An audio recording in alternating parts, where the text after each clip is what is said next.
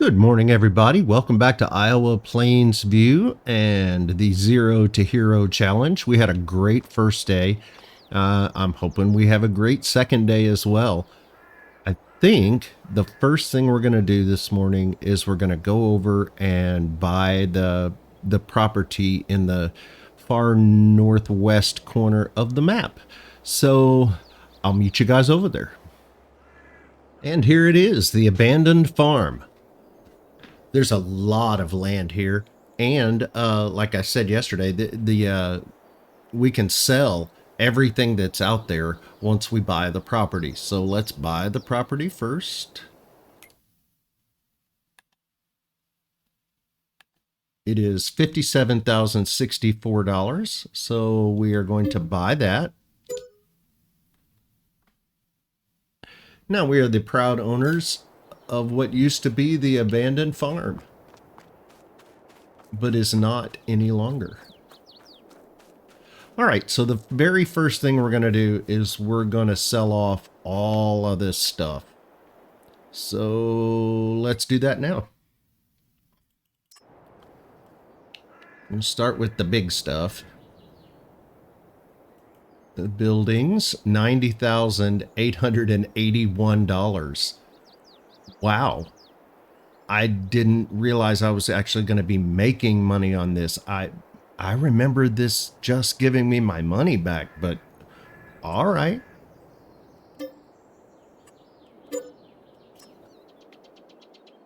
Okay. And that's all gone. We have some things we need to level out and to make better, but I don't think we're going to worry too much about that right now. What we need to do right now is to make some money off of this grass. And fortunately, we just got a big boost from selling those goods. We now own this land, and look how much grass is out here.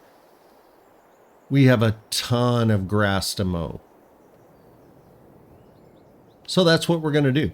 But before we do that, I want to make sure that we have enough money to do what we need to do. So we are going to head somewhere else on the map. Well, the old PEBCAC error has reared its ugly head again. And I came over here to get a collectible in that building there. And while I was over here recording, or I thought I was recording, I apparently was not, I saw another one there, which would explain why we have an extra $100,000. We now have 160 or $266,384. And now we're going to go back over to the store and we're going to buy some gear. Okay, so the first thing we're going to need is, I think, a tractor. But let's go ahead and check the sale first. Let's see if there's anything there that we can use. That's a little more than I wanted to spend, although the horsepower is really good. I wish it were a little more off. If that were a little closer to 100K, we'd be driving a T7 right now. And I'll still keep that in mind, but I'm going to keep looking. See if I can do better than $150,000. But wow, that horsepower. I mean, it's already 273 as the base model. And will leave us with about 120 left, which is really what we had before we picked up the collectibles. And then later on for 20 grand. Well, wow. 313 horsepower for $167,000. That's tough to argue with, man. That is tough. But let's go ahead. Let's do a little shopping. Let's see what is there for brand new. There's the Stara ST Max 150. Tops out at 210 horsepower. But for 210 horsepower, you can get 210 horsepower for $57,000. And again, that's real hard to argue with.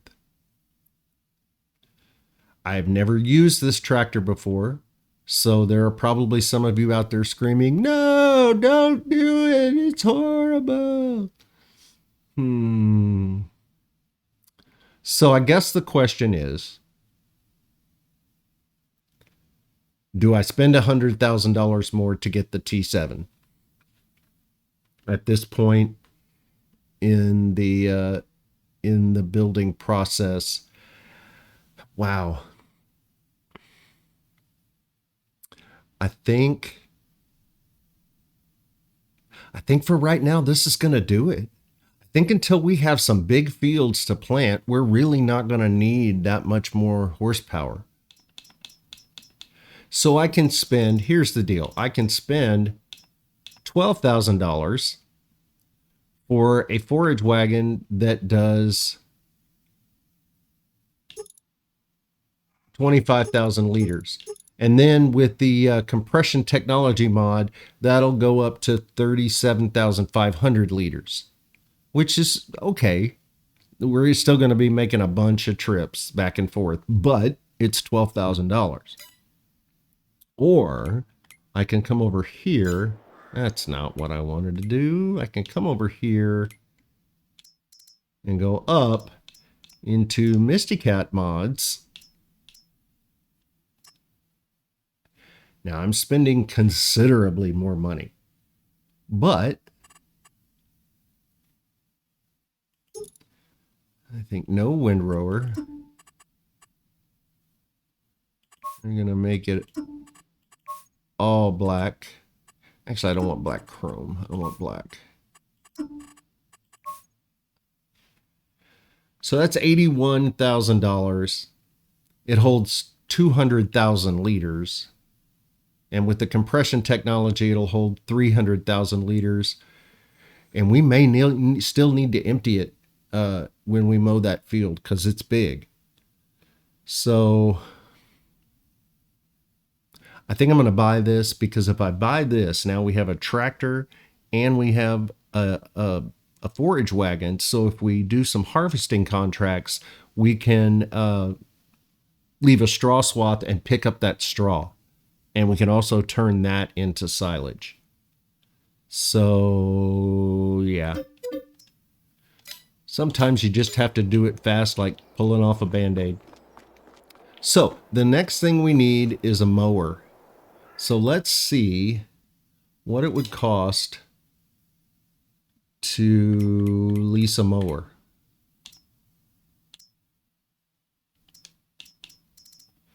In particular, a swather.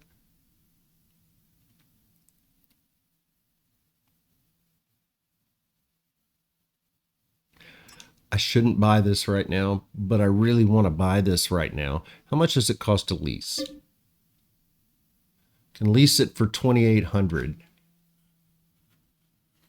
Yeah, I'm going to lease it, because I can use some of this money to pay down our debt, and then we don't have quite as much interest payment every day. So we also need to come over here to mowers, and we need the header that goes along with that, which is here. We are going to lease that for $900. Yes. So for about $4,000 instead of the $75 it would have cost to build it. So that's a good deal. All right, we're going to mow. Okay, here we are ready to mow. I have no idea where the actual property line is here. I'm just going to leave some space so it lets me pick up the grass. If you are not familiar with the tool that I'm using, this is a swather. And this is the RustyMoney version of the swather. Mows at 9 meters wide and leaves a beautiful swath that you can pick up with a forage wagon or a baler or whatever you want to pick it up with.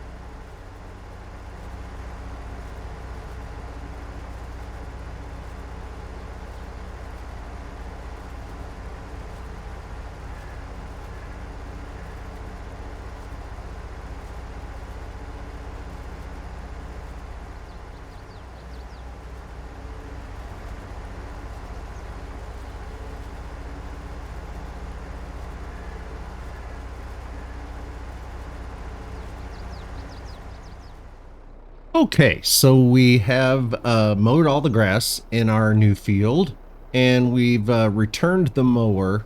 We're probably going to buy one of those at some point. It's just too good of a mower, but for right now, I think leasing it is the right option. For $4,000, that's fine. We can continue to lease for a while. So now we're going to try our new tractor and our new forage wagon and hope that a 210 horsepower tractor can pull a forage wagon that says it needs 240 horsepower. We're going to see. Those things don't always coincide. Sometimes you can get away with slightly less tractor. So we're going to hope that that is the case here. If not, we really only have a couple of options. We can either get a different tractor or we can get a different forage wagon. So let's see if this works, and if it doesn't, we'll deal with the problem. Let's don't borrow trouble. Hopefully this is going to work just fine, and we're not going to have any issues. Because this is a great forage wagon. Not only is it a forage wagon, it's also a trailer, and you can put pretty much anything in it. All right, now this tractor does have the issue of some manual tractors don't necessarily like it when you use the game's automatic transmission mode and let the game shift for you. But once you get up to speed, it usually works fine. And this seems to be working just fine, so we're going to go with it. We're at 19 miles an hour and we're picking up grass, so that's about all I can expect.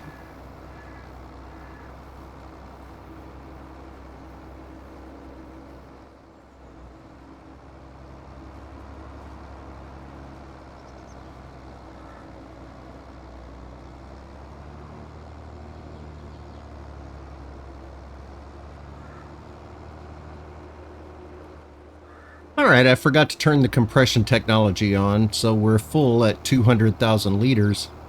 And we're full at just about halfway done with the field. So it looks like we're going to get about 400,000 liters out of this. So I think we're going to stop right here for a moment because I have to have somewhere to put this grass. So I think at this point in the process, I need to decide exactly what's going to be on this piece of property. I don't want a whole lot here because as part of the challenge, we have to buy those other 2 plots of land. So I think here what we're going to need to do is just put the bare minimum so we can make money from this site. But most of our stuff will be, certainly all of our animals need to be over at the other site. Things that we're going to need to deal with on a daily basis need to be at that other site, because I think that's where I want all of our vehicle storage and the farmhouse and all of those things are going to be over on that other farm. So I think here what we need to put is a facility that will make silage. So I'm going to do a little landscaping here real quick, and then we will place some facilities. All right, that's better. We're going to plow this and replant it in grass. So whatever we don't use for our facilities, we can always plow up again later. All right, so the first thing we need to do is place a facility that makes silage. And I wish I could tell you that I had decided on something already, because that would make this process a lot quicker, but I have not. So we're going to make this decision together. There are 2, actually there are 3 that I have in mind. One is just not right. The first one I have in mind is this, the Farm Supplies Production Pack. This will make silage, it will make TMR, it will make hay, it will make seeds, fertilizer, lime. It does a lot of stuff. And we're going to need one of these, but I don't know that we need one of these until we have cows. Right now, I think we need something that just makes silage. So The best thing for that, in my opinion, is going to be the $15,000 Hessian fermenter silo. I use this thing all the time. It's just priced right. It does a great job. It makes silage. It does it fairly quickly. It's not the fastest, but it does it fairly quickly. The other option we would have would be the Field Products Factory, but it costs $100,000. And it also does the same things that those other facilities do. So that the other production facility I showed you did. So we'll think about that later when we get the other piece of property. But for right now, we're going to go with the Hessian fermenter silo. I think I'm going to get it all the way. Actually, what if I did it on this side? Because eventually I think this facility is going to be removed. We will replace it with something that does silage more efficiently. But for right now, this is the right price and the right piece of gear. So there. Now we have a place to dump our grass. All right, we're just picking up this one last little swath. We're going to end up with just slightly over 400,000 liters. That last load that I dumped was about 7,000 liters short, so of being 200,000. So it looks like we're, I don't know, 410,000, something like that, which is pretty darn good for a free piece of land.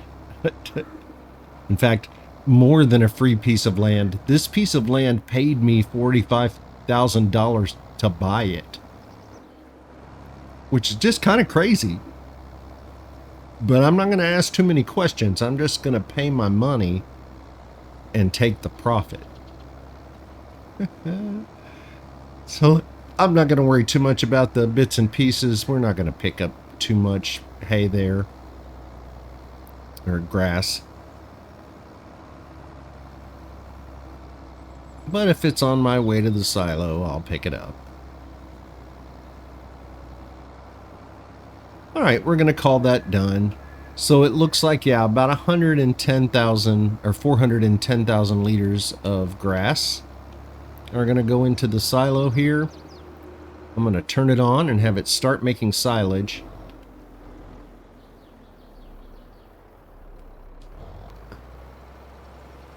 All right, let's get into that menu. We're going to turn on grass silage, and it's going to be storing our silage. That's not the fastest. It runs 120 cycles a month.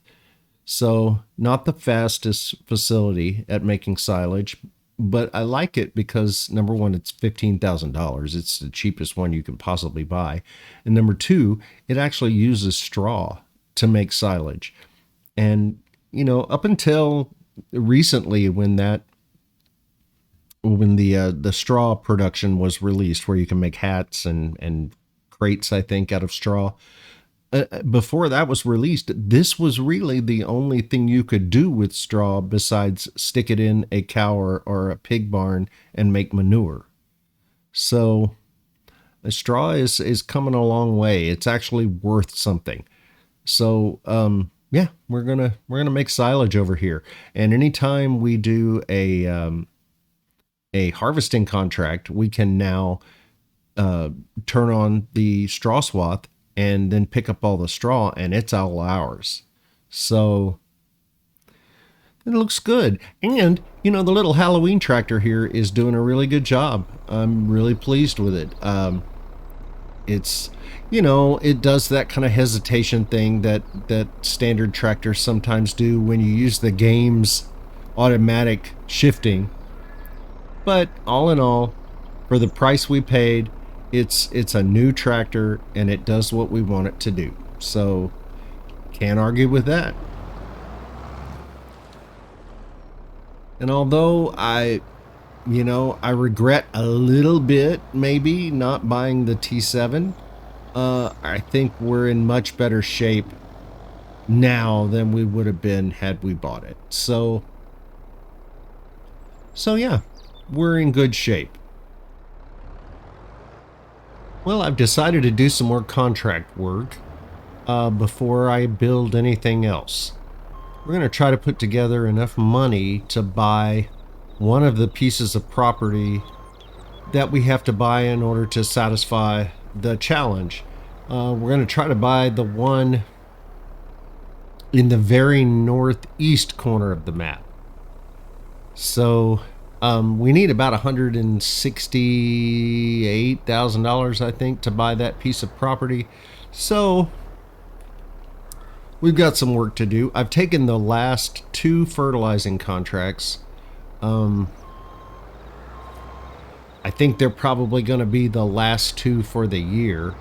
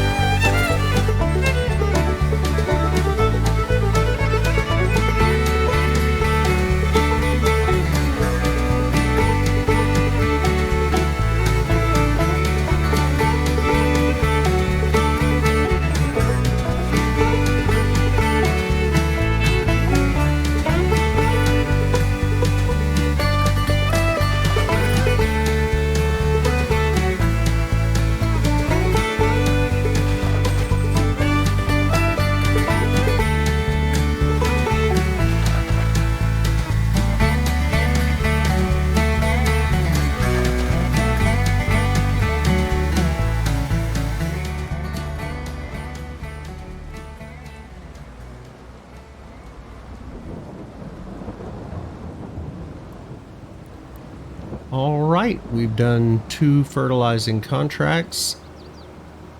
Guess we can go ahead and collect on those right now. Let's see.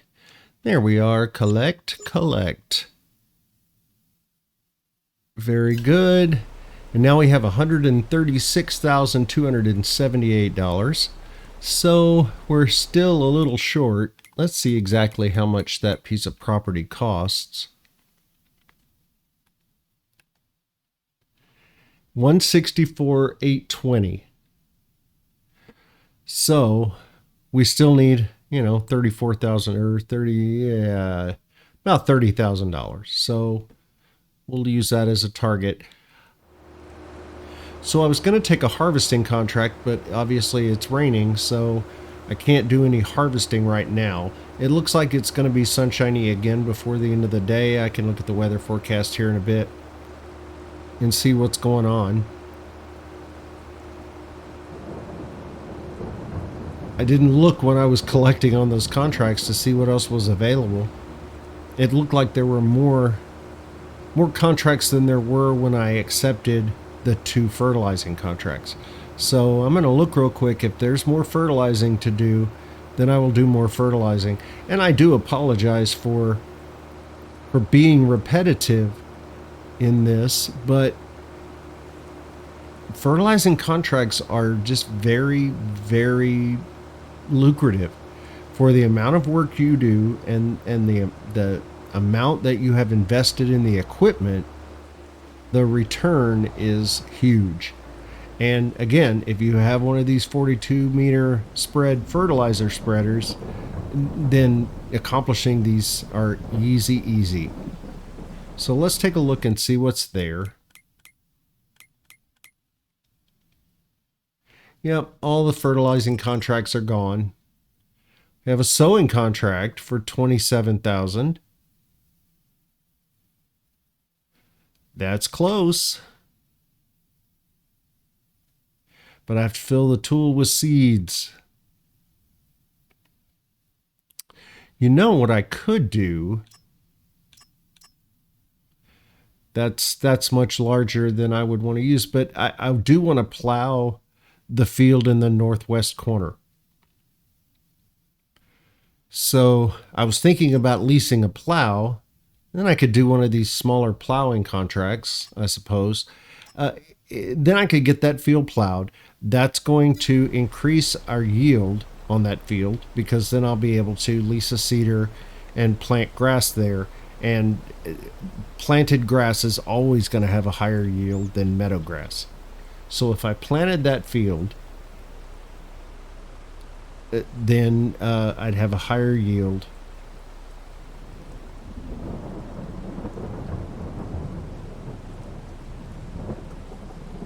And then I could wait until tomorrow to and sell some silage, and I'm pretty sure I'll have enough then to buy that piece of property, and maybe even put down a BGA. I'm hoping to earn $100,000 to $150,000. We're in normal economy, so I should earn a decent price from the amount of silage there. So yeah, I think I'm going to spend the rest of the day working on our grass field. And right now, I'm going to park this. I'm going to park it right there. I don't think we have enough time in this episode to complete the next job. I think plowing that field's going to be a big job. So I think we're going to end this episode here for today, and next time we'll plow and seed that field with grass and keep progressing. Today was not as good a day as the first day, but they can't all be diamonds, and the days will get better. If you like this episode, I sure would appreciate a thumbs up or a subscription. If you didn't like this episode, I would love for you to post a comment and tell me why. Either way, thanks for being here. I'll see you next time.